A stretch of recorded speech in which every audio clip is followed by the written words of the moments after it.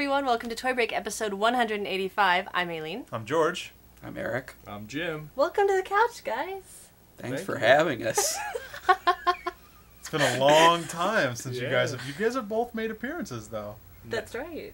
Me never. Oh, yeah. Yeah, you did. When? Strumming a little guitar for us back in the day. Oh, that's right. Yeah, That's right. that Classic. doesn't count. Classic is what that is.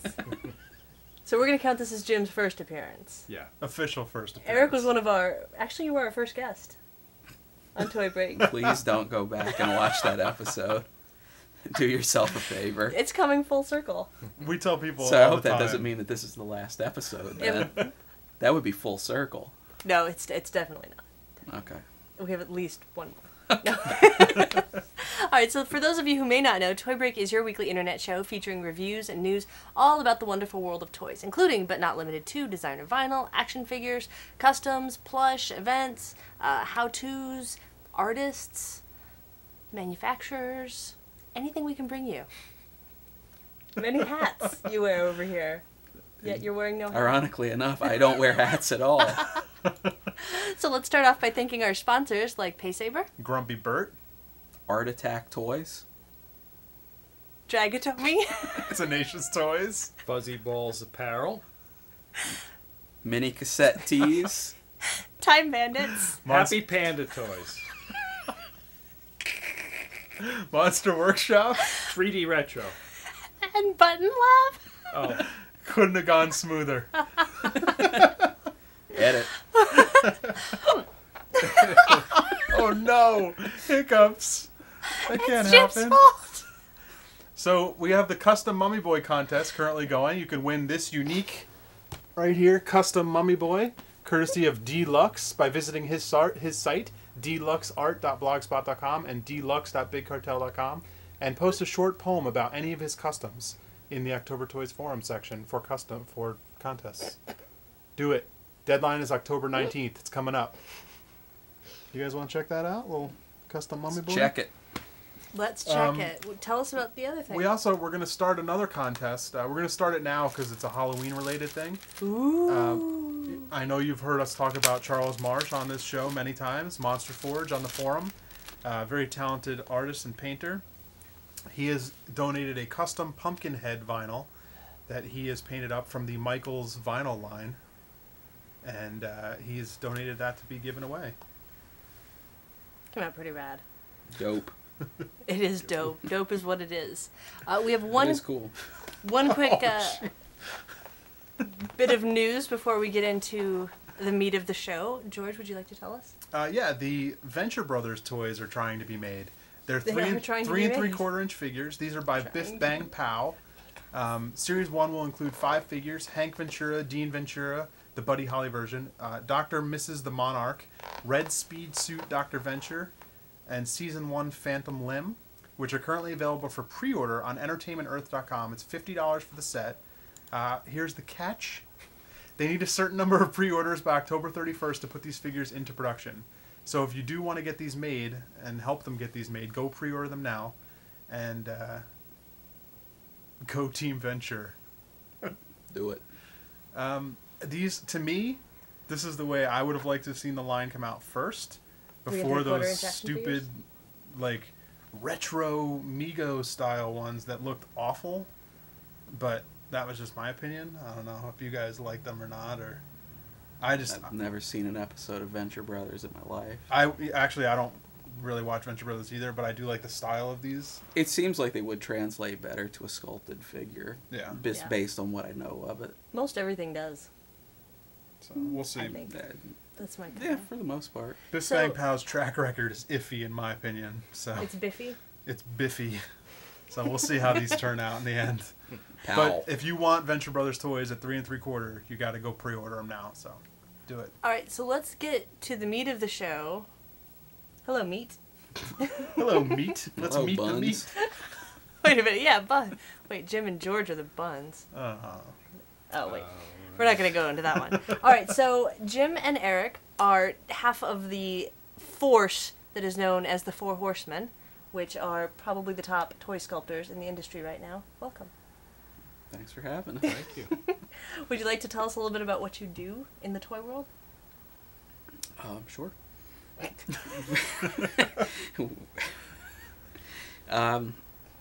We do primarily we do a lot of sculpting for Mattel.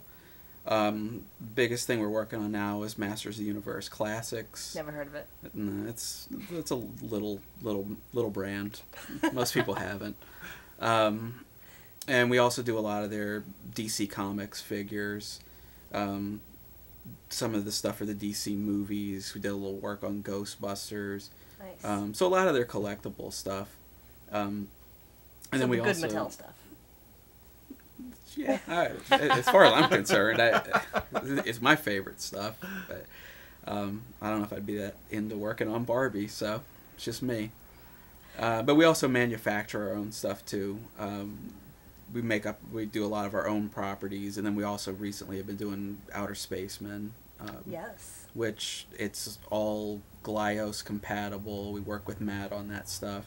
They're 3 3/4 inch retro space guys, and they're pretty fun little figures. Okay, what wave of Outer Space Men are we on right now? As far as the fully painted versions, we've released waves 1 and 2, and we just put waves 3 and 4 into production. Oh, great. Which the clear alpha phase of those is what we sold at San Diego Comic-Con this year. Which were gorgeous, by the way, if you had a chance to stop by the AFX booth that you were at to see the prototypes. Are any of those still available on the site?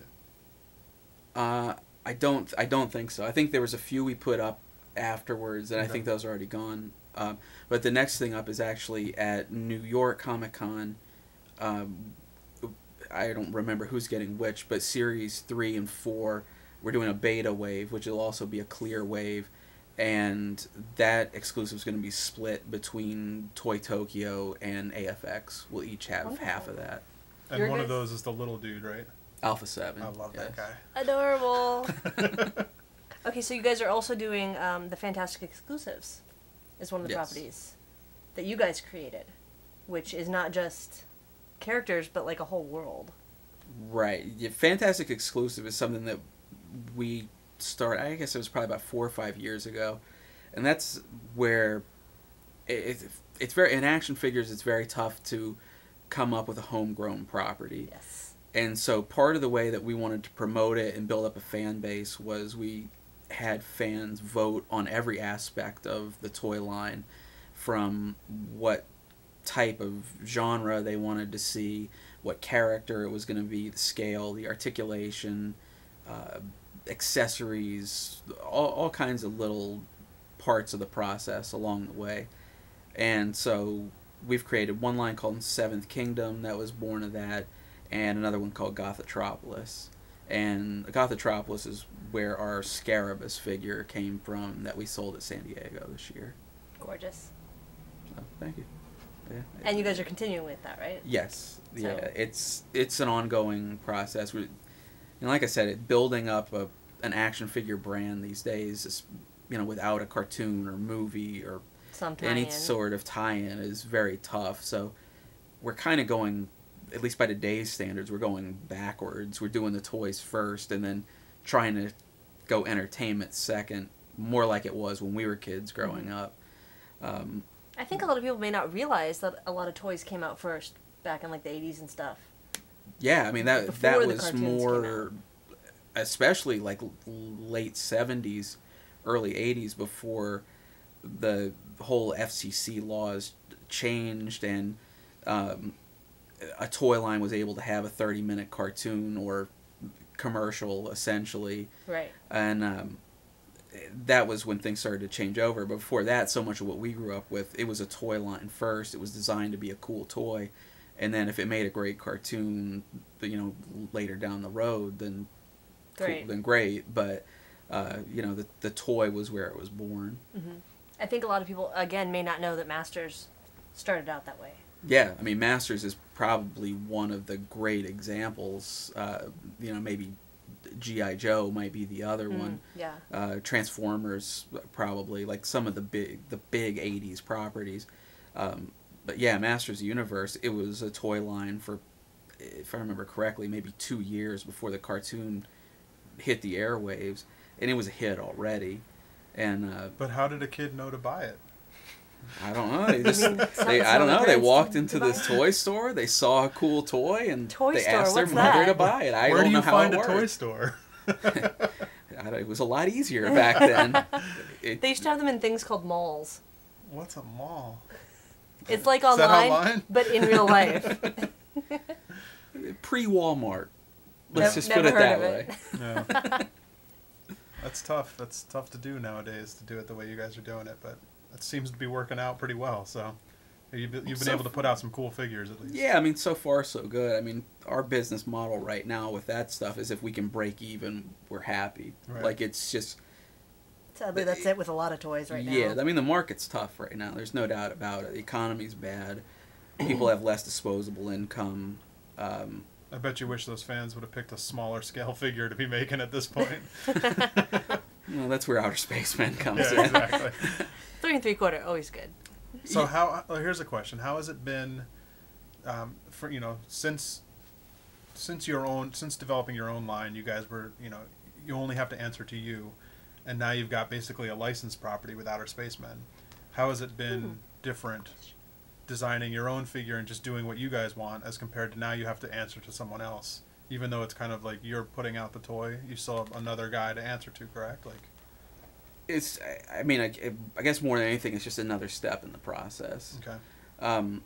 When we do our own things, we have to edit it ourselves, so we're completely responsible for how it looks in the end. Like, if we don't push ourselves to do it, it may not be as good as it should or could be. Mm-hmm. Here, you've got somebody telling you if right. he feels that it's wrong.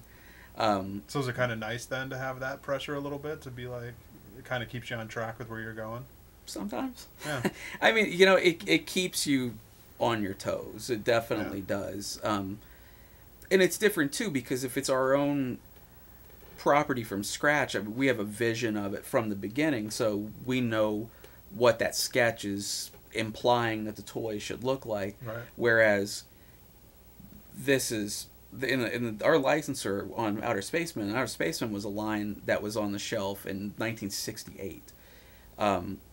We're working with the guy Mel Berncran, who created it back in 1968. He's in his 80s now. Wow. And so it's pretty amazing that we're working with the creator of this stuff. That's awesome. And I mean, the guy's as creative as I'm sure he was back in the day. And so I mean, this is his vision. This is his baby. So we have to treat this the same way that we treat our own property. And so of course he gets the final say, and when he makes the comments, it makes it brings the toys up a notch, because he knows what they're supposed to look like and what he originally intended. So it's just a different process. I mean, same way doing work for Mattel is a different process. And doing work on Masters Universe, where it's just a Mattel-owned brand, is different from working on a DC brand where Warner Brothers is giving you the go-ahead on it. Oh yeah, okay. So that's a good point. There's little pluses and minuses to everything, but we're in the end, it's all cool, fun toys. Yeah. So even a bad day in the toy industry is still a good day. So you make toys for a living. How bad can your day be? Not very, for the most part. So. You could be working at In-N-Out Burger. That would be better. There you go. You get that big safety pin that way. That's right. So did you guys all collect Outer Spacemen when you were growing up, or was that something that was before your time? Or it was probably after Jim's time. Yeah.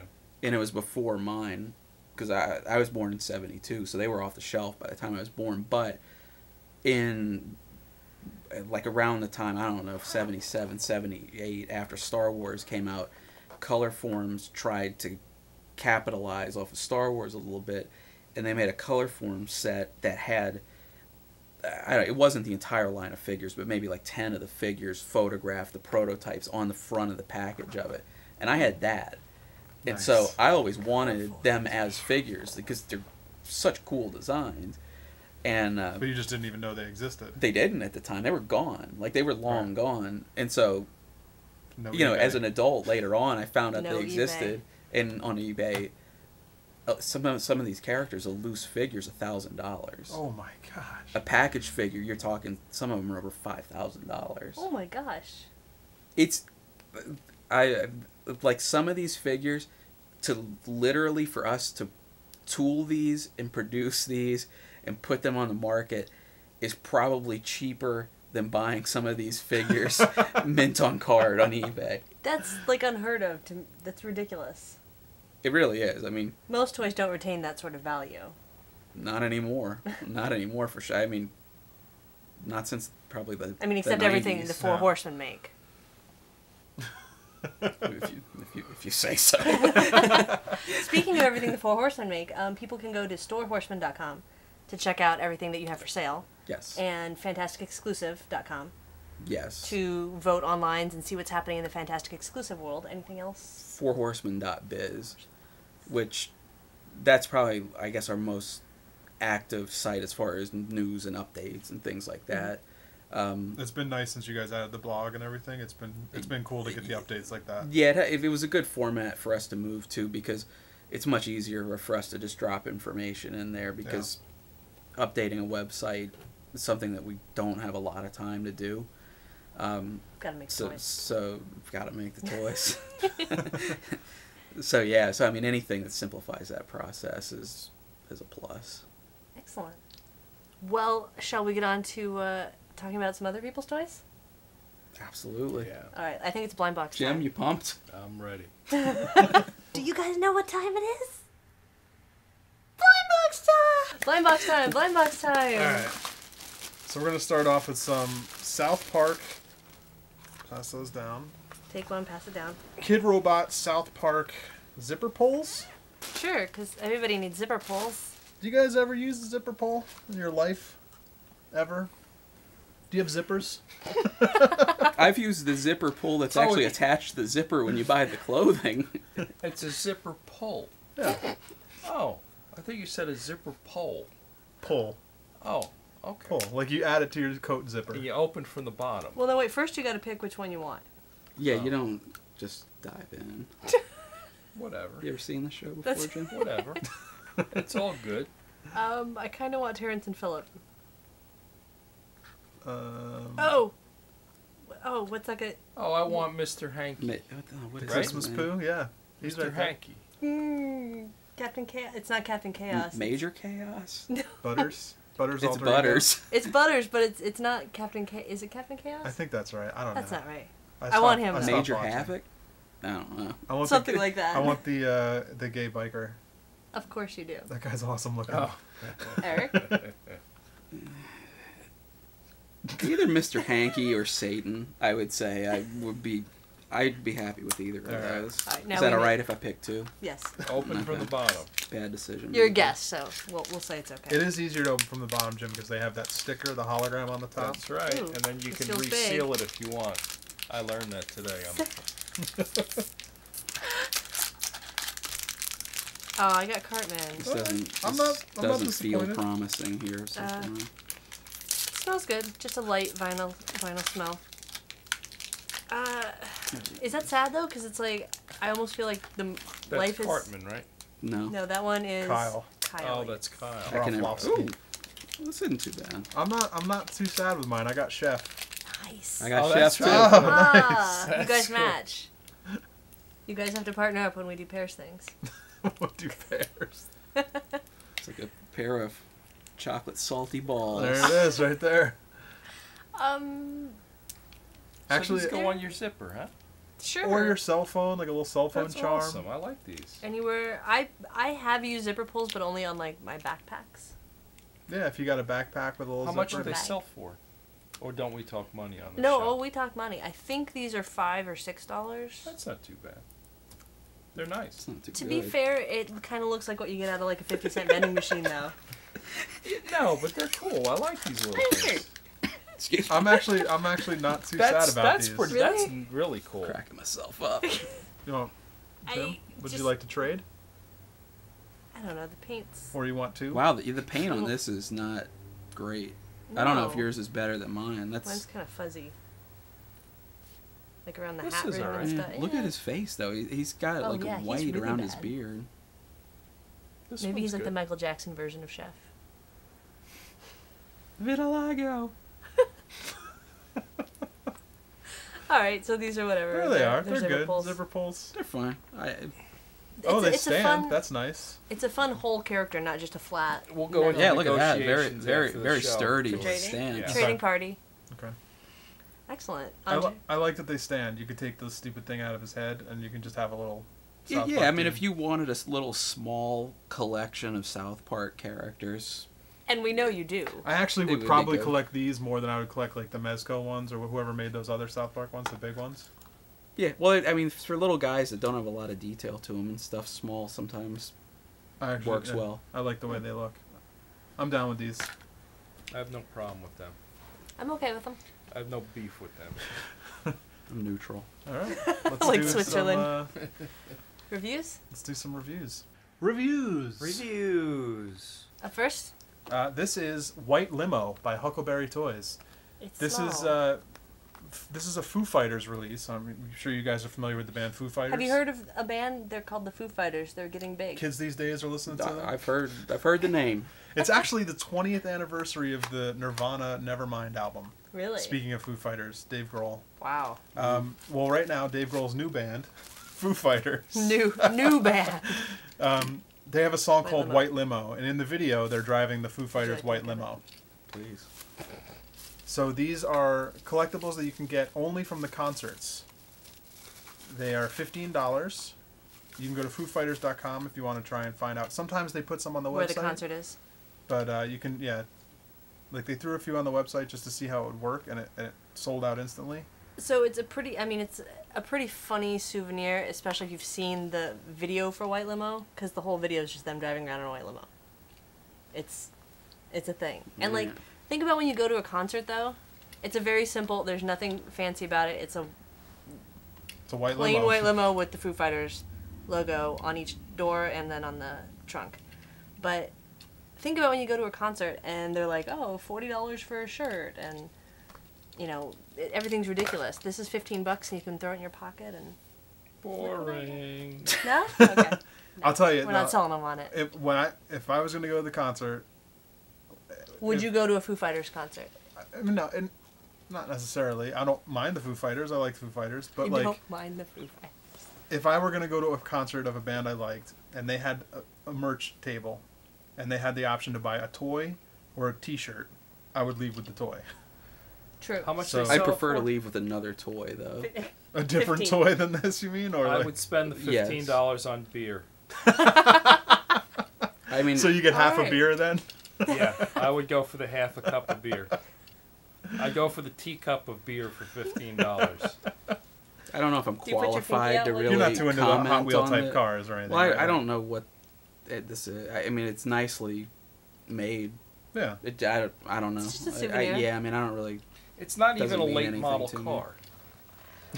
What's interesting to me, it's like an older car or something. Yeah, I think it's like It's like an old Cadillac, but from it's like a '71 Cadillac. Yeah, that's probably the shtick. I think that's what the deal with the video that's the is. shtick. Yeah. Oh, the package though looks like something you would find in an adult toy store. Just big letters and like black. And just the fluorescent, it's got like or maybe like Spencer's or something. It does look Spencer, yeah. Yeah. Which I mean, I'm sure is part of the whole thing. Shtick. Shtick. It's a shtick. Yeah. Shtick. All right, let's move on. We got more. Forget the car, buy the beer. Next up, we have O No Sashimi. This is by. Would you guys like to open this, please? Sure. Thank you. This is O No Sashimi by Andrew Bell. It is a segmented vinyl figure with replaceable eyes and attachable fins. It goes for $35. You can check it out at creaturesinmyhead.com. We have the regular green version. Does it have tape? Do you need? No, I can figure it out. We don't like to give our guests tools or anything sharp. They might hurt themselves. Nicely done. Thank you. So. That's great. Have you guys seen the Ono Sushi figure? Let's start off with that. Yes. Okay. So Jim, I don't know if you know, Ono Sushi was a cut up sushi piece of sushi. Came with a little rice bowl. So this is the next version, the Ono Sashimi. The bigger version. It's pretty violent right there. Violent eye removal. Not on purpose. It just kind of stuck. So now we have the regular green version here, and I believe there was a red version. Does it stick together? Could be. It does not stick together. But I guess you can put it on the table. You could just line it up. Which you could line it up really close to each other, and then it's together. Be like in the cell, and then the blades can come down and split it apart. Oh, you have to build it too? A little bit of articulated fins on there? This is cute. I love the colors. I think it's really bright. The weird thing is when you look at it, like just the head, it looks very Dr. Seussy to me. Yeah. One fish, two fish kind of a thing. I kind a little bit, yeah. You see that? I kind of like the Ono Sushi a little better than this one. Why? I don't know. There's something about this that's like I'm too sniffing big the or China something. air. Smells good. It smells like brain cells dying. They should give you a little plastic knife with that. Aw, that'd be cute. Like a samurai knife or something. Yeah, that'd be cute. I like the segmented, cuteness and to it. those should have magnets in it, so you sticks together. Yeah, that would be That cool. would have been a nice touch. I think magnets would be awesome. That reminds me of that disgusting thing in the museum in London. Yep. Where they had the cow. Yep. Oh, is this the skin? They show all the segments of the what was it? The name of the show? Bodyworks? No. Sensation? I don't remember. It was at whatever. Yeah, I don't remember. Right. It was the same thing that was at the Bronx Museum that people were protesting. I can't remember the guy's name who did it. He does a lot of stuff in between glass sections. Yeah, and like one where there was a cow head rotting with flies living in it. That was the exhibit? That was part of it. But there was, it does remind me of that. I can't remember that guy's name. I don't know. What do you think of this thing? I like it. It's cool. I love the package. Yeah. Yeah. The package is nice. And they did it on the other one too, yes. right? Yeah. I mean, I like it though. It's very clever. Clever packaging really does help make a toy, I think. Even then if you don't keep it. I was gonna say, then do you want to leave it in the package then because it looks good that way? Maybe. This is a leave in the package item. Yeah. Okay. I can get behind that on this one. Yeah. I think I'm with you though. I think I might like the sushi a little bit better just because it's got that more classic like rice and fish. There's just something cute about them. The face is really cute. This is still a really nice figure. I think it's got a lot of character to it. Yeah, and like you said, it's something original, Andrew Bell's. Well, the segmented thing is cool too. I mean, how many segmented figures do you have on your shelf? Actually, I like to collect Loch Ness type things, so I have several. George, how many segmented figures do you have on your shelf? Not many. I don't like this thing. I guess it's a bowl of sauce? Soup? I don't know. Let's move on. That's enough time. Every on this. sushi shop in America should have this. It is cute. Display. It's good. That's true. They should. Why don't we see that more? As a packaged item, if you mounted that on the wall, that would look cool. Great. Especially if you had a few different versions of it, it'd be cool. Actually, I kind of like this piece on its own with the fins. Mm-hmm. Like he's just a little crawly piece. Little gimp fish. Gimp fish. Glue him onto the wall just the way he is. I'm enjoying gimp fish.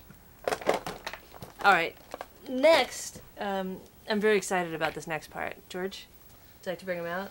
Sure. So since we have special honored guests, we've actually been holding on to these for a while because I keep meaning to bring them out. But we're gonna have a Maxx Off. This is yellow with packages. This is McFarlane, the Maxx figure from Spawn Series 4, the sculptor of which is sitting here. Would you like to hold that? You made that. You can hold that. Thank you. You're welcome. And then we have the Shocker Toys, the newer Shocker Toys Indie Spotlight Series Maxx to have our Maxx Off. Which Maxx is the Maxx? Do you have an opinion? Do you care about the Maxx? Let's open them both and find out. I think they could both be better. Oh, all right. I like that. I like that was very so politically correct. Am I opening this? Yeah, go for it. Unless you want me to open the old yellow one. It's funny. Well, it's funny because there was a time where this was probably like a $50 or $60 figure, and now I'm assuming it's a $2 figure. It's about 20.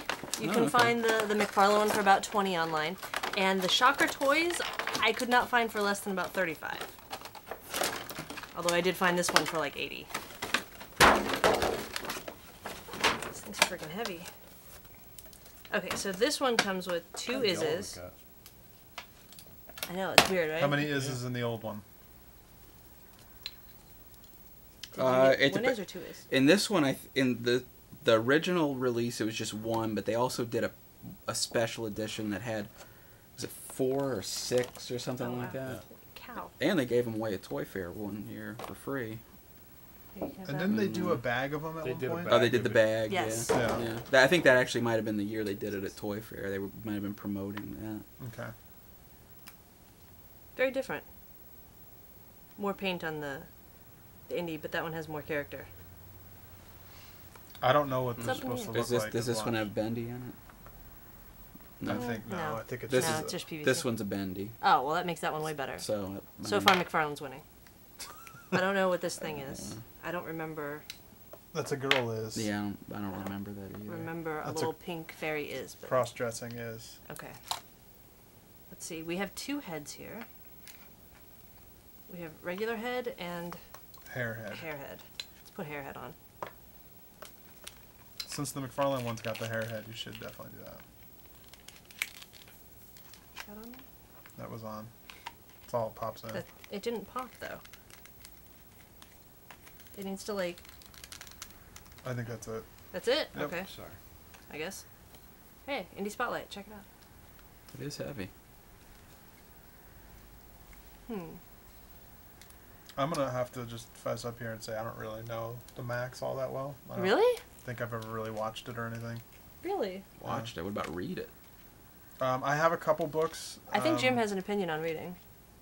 Yeah.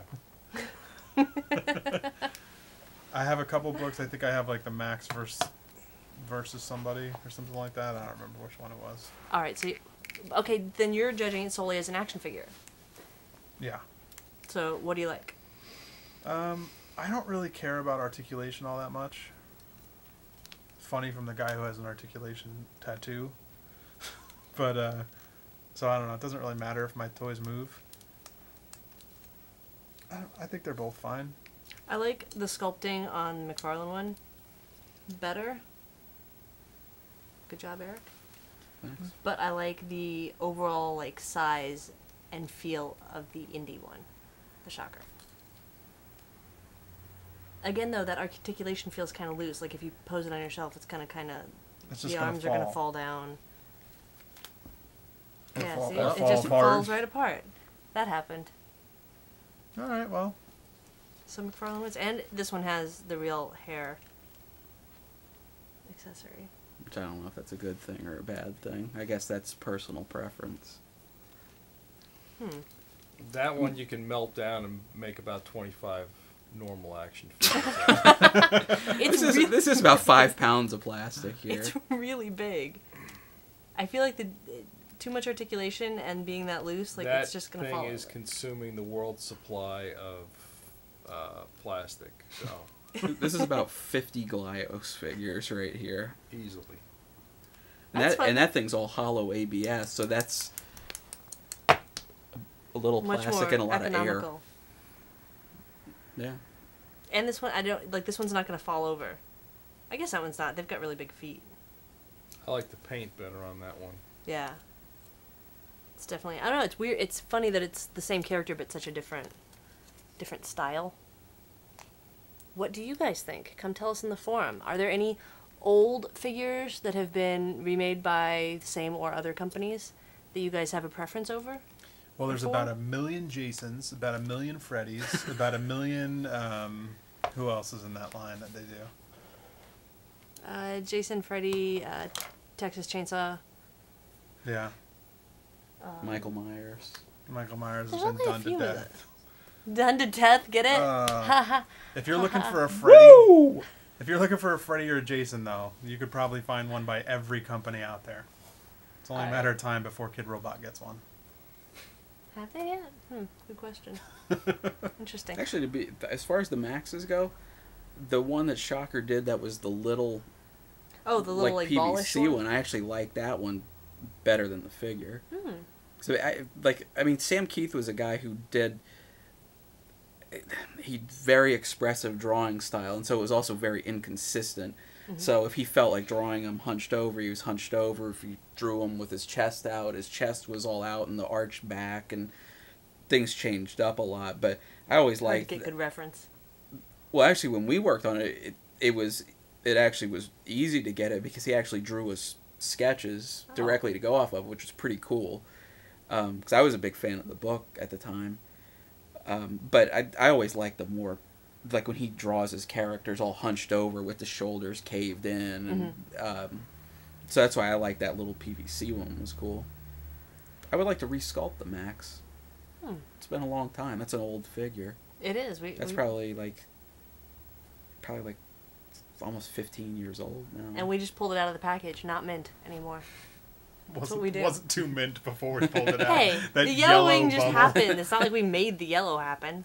I have a cool Sam Keith comic, which is, I think it was Wolverine versus Hulk. Did you ever see that one? Yes. That was a good one. I like the style in that book. A lot of cool art in there. Yeah, I remember because he was around at the time when all those Image guys broke off of Marvel, and there was somewhat of a predominant look going on in the industry at the time. A lot of packs and straps, and so Ashley Wood style. Not that kind of packs and straps. More Rob Liefeld packs and straps. But Sam Keith always had just a cool, artsy, expressive, energetic style. I don't know. I was always drawn to it, and it was cool because he had that different style, but he was also a popular artist too, which sometimes isn't the way it works out. So.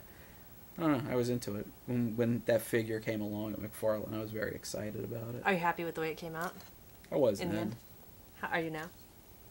I mean, it's still okay, but... I think that's still a rad figure. It just, 15 years later... Looking at your own work. Yeah, I mean, it's just... I like see the stuff that I would do differently probably more than what I like about it still. But I think that's most people who sculpt or draw or whatever. Anything creative. You tend to do that. Definitely. But I think for its time, it was cool though. It was a big figure back then. A lot of paint, a lot of plastic, a lot of size for. Back then, those figures were probably, I don't know, maybe $6 or $7 still or something like that. Oh, remember when figures were $7.99? That was great. Well, I mean, back at McFarlane, they did that 12-inch tall Malbolgia figure, and it was in the same blister as like a 6-inch Spawn figure for the same price. Yeah, that's crazy. These days, that would probably be a $40 figure at retail. The good old days. They're not here anymore. These are not them. No, these are the bad days. These are the days of shipping from Mattel. Oh, wait, what? Multiple shipping charges. Anyway, let's move on to events. Events. Happenings. Do it. Stuff to do.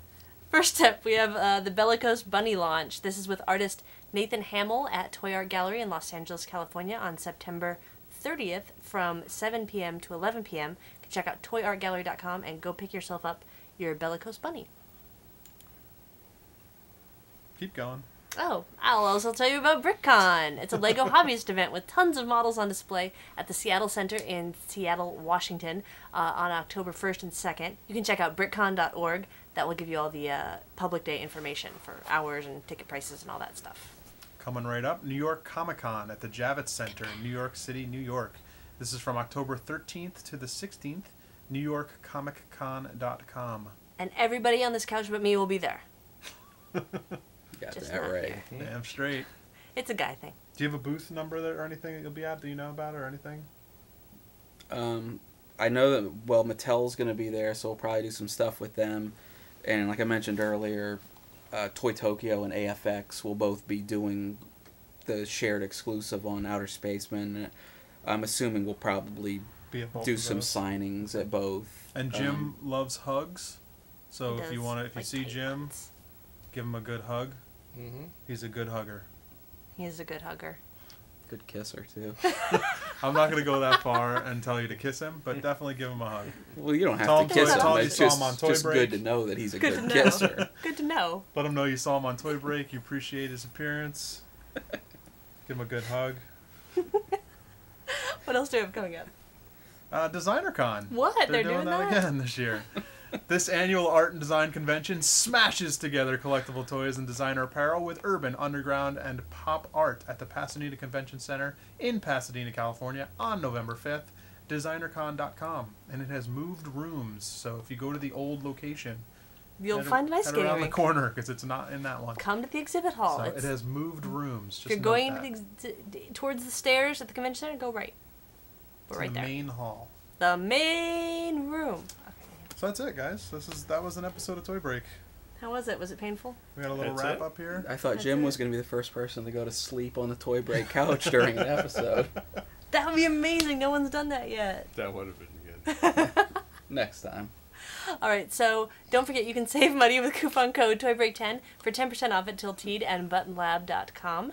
And Toy Break, just the word Toy Break, for 15% off at FunCrush.com and 20% at OctoberToys.com.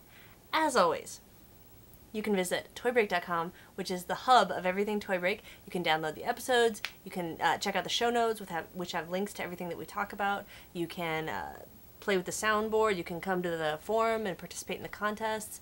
It's just virtual fun is what's there. Not real fun, but virtual fun.